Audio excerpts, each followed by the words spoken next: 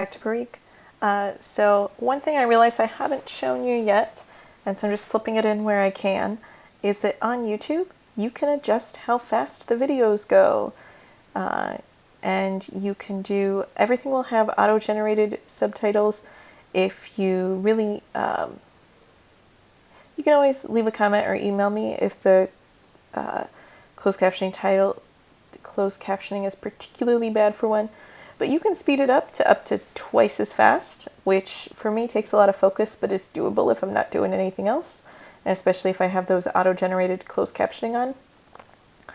You can also slow it down if it's ever too fast, but that really helps with getting through a lot of material very quickly. You can also open I forget how exactly, you can open the transcript and kind of flip through. So, to kind of look for the part you're looking for. So, random tip. All right, this one is focused on, where's my syllabus? Movie analysis selection, or just the movie analysis paper. So in Blackboard, there's a couple ways to find things. One is to click here, movie analysis papers, and I might bump this up. We'll see if it lets me edit it.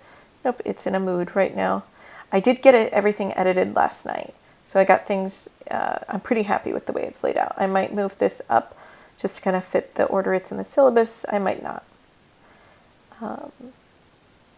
So you can find it there. Also, if you go into the modules, each module is going to have, under learning activities, it's going to have everything that's due that week. So you can find, and it'll just link you right to the main page. And the last way is to go through the Blackboard Calendar. And let me expand it a little bit to make it easier to see things. And then you can see, okay, there's a movie analysis selection due that day. You can click that. The times are a little arbitrary. It's all meant to be by the end of the day, usually. Maybe by class time if you want feedback on it. But so there's always multiple ways to get to the assignments. Assignments almost always also have a rubric, and if one doesn't, you can email me to see if I'm going to make one or if it's pretty easy peasy. So if we look at music, you can hit View Rubric and see how you're getting graded. And it's usually a percentage, and then it just breaks the points down. So this one's pretty simple. It's a pretty straightforward assignment, and generally with early assignments like this, I just will type in 15 points if you did the basic requirements. So movie analysis papers, essentially, this is a big place where you show your learning in the course. It's worth almost half your course grade. There's no exams, no quizzes. So these kinds of these application projects are where you really show the learning that you're doing. And you'll do 2 of them. These are another things where you can do it individually. You can work in small groups. I usually prefer 2, maybe 3 people for a small group.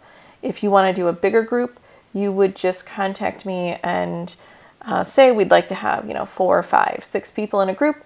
And here's how we're making the paper more, here's how we're increasing the depth and complexity to balance that out.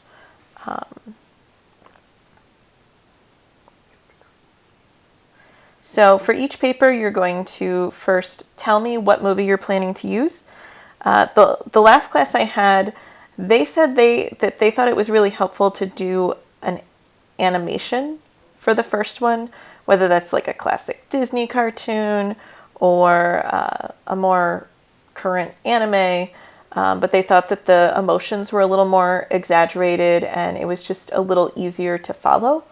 And they suggested not doing, you can choose TV shows for this, but it's a little bit of a catch-22. On the one hand, it's really nice because it's characters that you'll probably know really, really well if it's a show that you watch a lot. On the other, so there's a lot of depth and a lot of richness to get into. On the other hand, characters tend to shift and change over the course of the series, especially, for example, I've had people write Grey's Anatomy papers. And those are just, there's just so many twists and turns and ups and downs for every character. It gets a little tricky. So TV shows I might save for the second paper unless you feel really confident that it's going to work out. So first you submit a selection, and I typically approve things. It just helps. For one, I just want you to have it in your mind early on. And then I also do want to look over it. And we'll look here.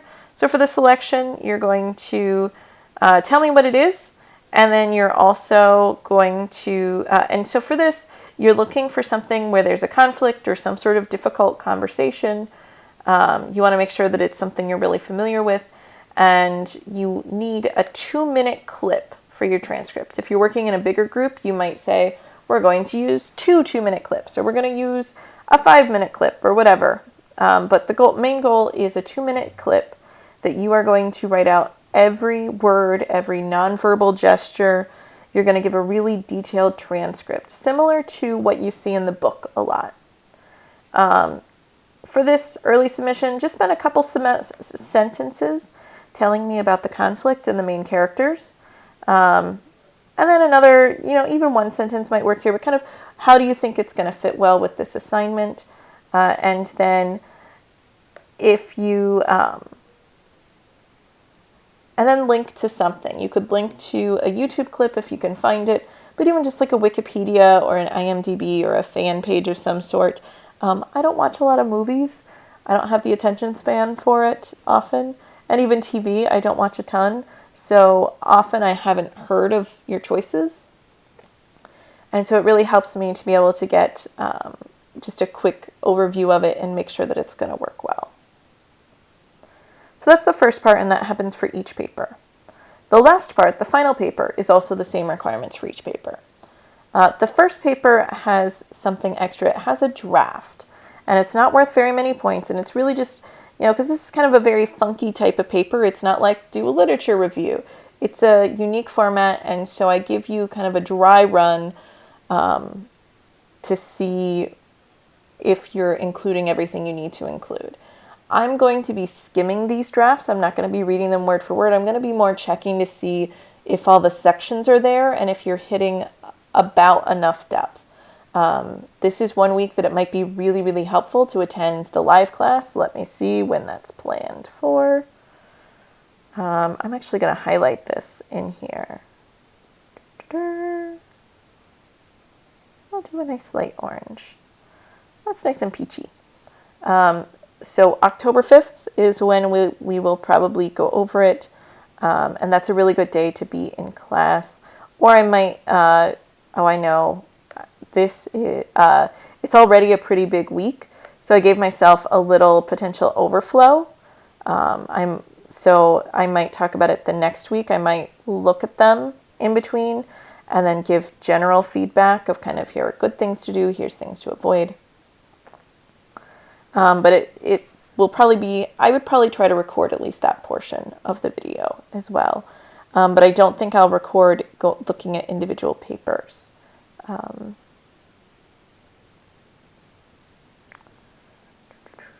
So you're going to do your selection, you're going to do your draft, which is not worth many points. I mean, it's really just a stepping stone, and I want to make sure, I want to make it worth some points so that you actually have incentive to turn in a full draft, but I don't want to make it so many points that it hurts you if you bomb it. Or that it kills you if you miss it. All right. So the paper is going to have several sections, and I fully invite you to use headings to make it really clear when I'm grading. When I'm grading, I'm looking for all of this information in your paper. And so if you'd like to use headings to make it really clear where the information is, I am very agreeable with that. So first, have a 1-paragraph summary that just kind of introduces, this is the conflict, these are the people. Just a brief overview. And then I want you to give really detailed character descriptions. And this is almost going to be like a clinical description. This is going to be more depth than you see in our book. I may try to give one or two examples. So like describing people from that you are likely to be familiar with from film and TV. So you want to imagine that I've never seen this, and you want to make things as you want to communicate all of that information to me as succinctly as possible. So first you would start with kind of what would I notice when I see the character? What do they look like? What color is their hair? What color is their skin? Do they appear to be male, female, or an ambiguous non-binary presentation? You also want to think about things like, how is their hairstyle? Is it long, short? Is it neat or messy? Style of dress. And that's, kind of how, so you might talk about things like casual, athletic, but also thinking about neat. So even athletic, you can have a very kind of neat athletic dress, or you can look kind of sloppy and like your clothes are torn and maybe dirty. So really communicating as much as possible about their physical presentation. Next, you would want to talk about kind of their identity as much as you know. So things like gender identity, including, we often, we mention when someone is trans, but I'd like to start normalizing mentioning gender identity regardless of what the identity is.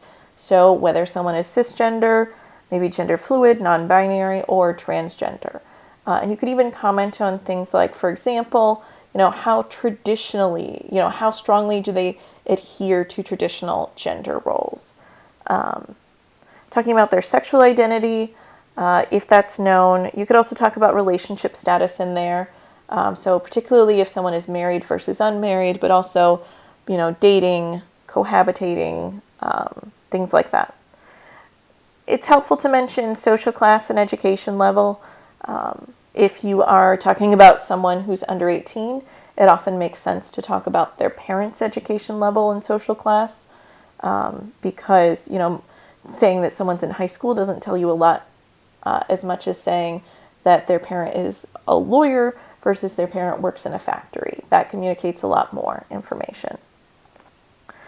Religion, if it's known, and anything else that's kind of relevant. So you might think about things like disabilities and health conditions, mental health, chemical use, so drinking, drugs.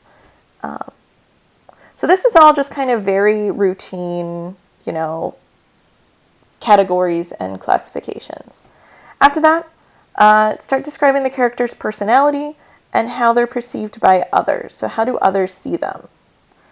And then, so that might be kind of, are they a kind and generous person? Are they controlling? You might even talk about how other people respond to them typically.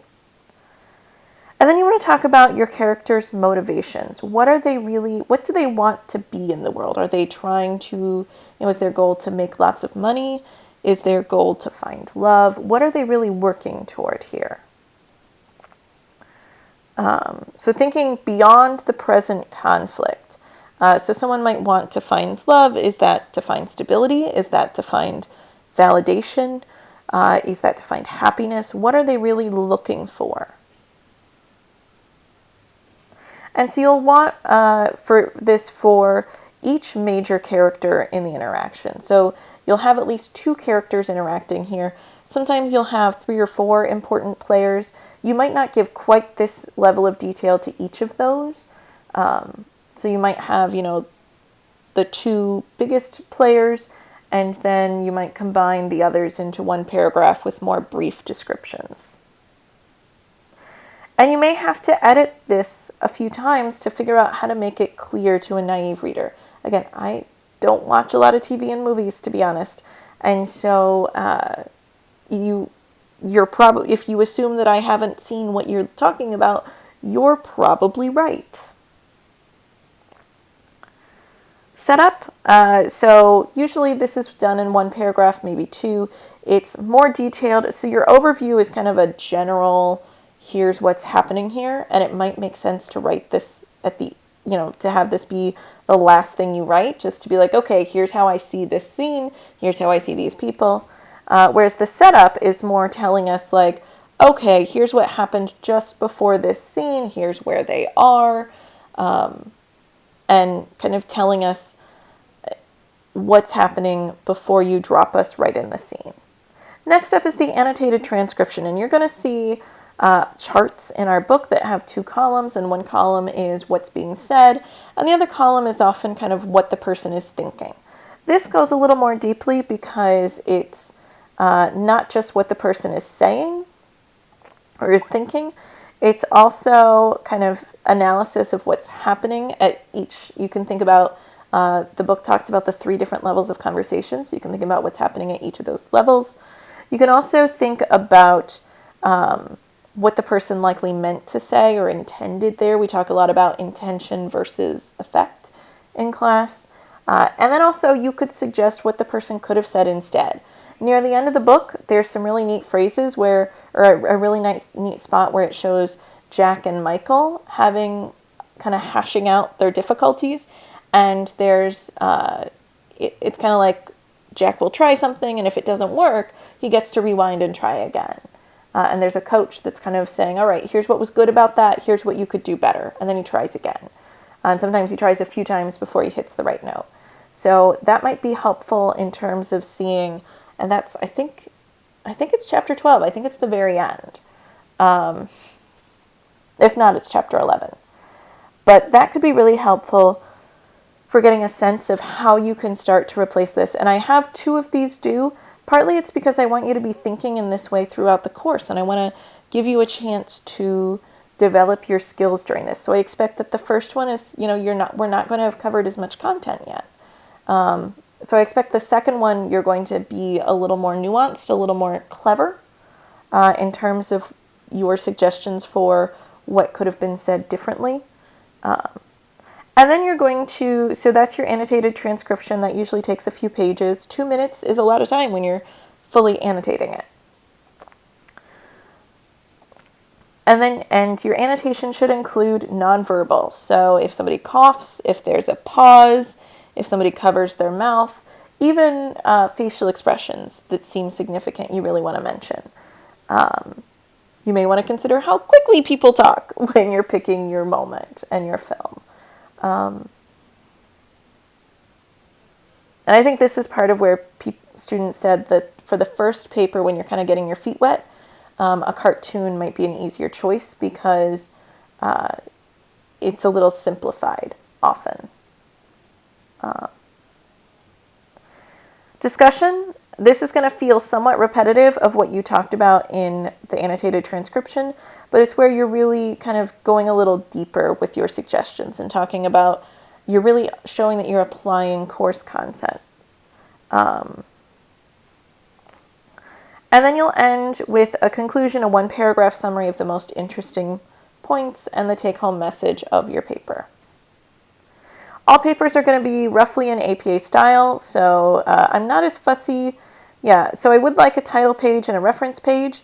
You don't necessarily need an abstract for this one. You're going to use 12-point Times New Roman font, double-spaced, 1-inch margins, and then just some good general writing tips. Break your writing up into at least 3 steps. So plan it out, write a draft, and then edit it. And as I said, you're going to have to play a little bit with some of these to make sure it's clear to a naive reader. And most of the time I will be very much a naive reader who has no idea what show you're talking about. So you want to, even if it's a really brief outline, just organizing your ideas, figuring out what you want to talk about is helpful. And then when you're writing, you can focus on writing clearly instead of what do I want to say next. Once you have that outline, you get to focus on writing. Good paragraphs, you want to make them about 3 sentences long, but try not to go much more than half a page. Each paragraph should have a topic sentence, and it may be, that's something that may be easier to do in your editing phase, because you can say, okay, what did I want this paragraph to say? When editing, the hardest thing is to slow yourself down and get yourself to notice mistakes. I find it helpful sometimes to print it out and look that way, but you can also read it out loud, and being able to set it aside even for a few hours is helpful, ideally for a couple days, and then pick it back up again. It'll feel more fresh. If you really struggle, you can start reading backwards, one sentence at a time. So I might say students will sign up for a week, blah, blah, blah, blah. And then I would go, all students will submit an appropriate blah, blah, blah. Because it really forces you to focus on one sentence at a time, whether it makes sense. Because especially when you've already looked at it several times, it's easy to just stop reading. Like my eyes just kind of glaze over time. And then get to know the Writing Center. I know in the spring they did virtual appointments, and I believe they're continuing to do that. There's also online tutoring through Smart Thinking. I can help you find how to connect with that if that's something that you're interested in doing. But it really is helpful to have someone look over, even a light paper like this. It's just helpful to get feedback from someone else, and it makes you a stronger writer overall. So I'll go over again where to find everything. There's a few different ways to find it. You can come here, you can click on movie analysis papers, and that brings up all of the assignments related to the movie analysis papers. And I copied and pasted the description from the syllabus in the papers themselves to help you kind of have information wherever you want to look. You can also hit the rubric, and I need to double check. I think it's still pretty accurate. I might need to tweak some of the details here, but I think I updated it already. So you can see how much each piece is worth for the paper. Excuse me. Overall, I am apparently boring myself. I apologize. So you'll do 2 different papers. You can work with different individuals for different papers if you want. You can work by yourself for the whole thing. I'm really flexible on it, whatever you find easiest. You will have to let me know if you're working with a group, because I'll have to figure out the best way to do grading through Blackboard. I know that you can do group grading, but I'll have to play with that a little bit to do that. All right. I think that's it for the movie analysis papers. It's a really fun assignment for students. It's fun for me. And also, sometimes I'll use the movies you're working on. I'll use that in class. So I'll pull up a clip from one of your movies, and then we'll play a clip and pause and talk about what was there. It was really fun in class last time I taught, but I was in that shared room that has like a little like accordion style divider. And so I didn't want to play videos very loud, especially because, we're looking for interpersonal conflict. So it's always really loud, difficult scenes, sometimes with profanity. So I didn't want to subject the other class to that. But it's actually not terribly difficult to share video through Google Meet. So I think that's one thing that we can keep doing. And I think it really energizes discussions. It's something I'm really excited about. And then it's helpful because if you suggest a movie that you're doing, then you get some tips on how to think about things for your characters. All right. Thanks. Take care. Bye-bye.